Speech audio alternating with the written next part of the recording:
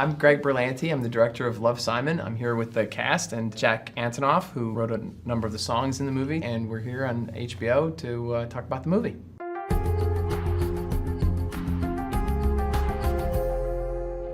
Do you ever feel weird? Weird? Sometimes I feel like I'm always on the outside. Me too.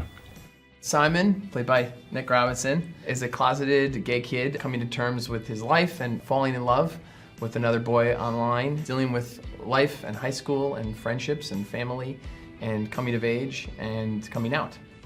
My name's Simon. I'm just like you, except I have one huge secret. Hey!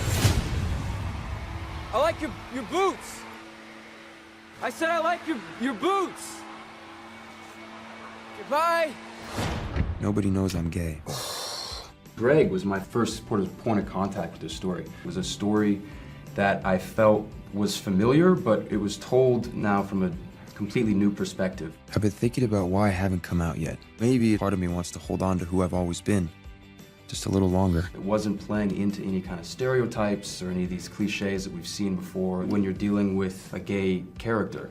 As a young person and also hearing from other young people, it's important to have representation of yourself. Not that I choose projects with any social agenda, but I think that when something speaks to you, it's important, and also it's a story that so many people share, and to have a big studio film tell this story is really important and really timely. A person that was really close to me came out as gay to me, and then 3 days later I got the script for this movie, and if I could be a part of this, something like monumental like this, then I'm all for it. It's such an incredibly relatable story. And music in those films is such an important thing because they're living in suburbia and they have to make moments like driving around or sitting around, they have to make them as emotional as they really are. And you just have this song that's playing for that. I think it's always been true that young people in particular have the person that they feel like they are inside, and then the person that the world outside sees them as that they haven't quite yet announced to the world.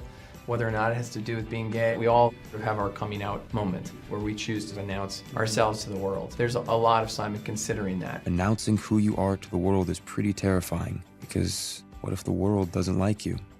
It was your idea to sort of get us all into a room before we started shooting and just have a safe space to kind of try out ideas. I think that helped a lot to just have sort of a test run. It was cool to just be with you guys. It wasn't just about the words or the acting, it was you making sure that we could get along together. And they did start hanging out all the time and going to dinner with each other, and they had sort of a private text chain all of them had going, then they had the text chain they allowed me to be on, so, which I didn't know when you name a text chain, everybody can see it. So I called it the kids, and then they all came to me, they're like, oh, you called our text chain the kids. I'm like, oh, I had no idea. Thank God I didn't call it something else. Fucking actors.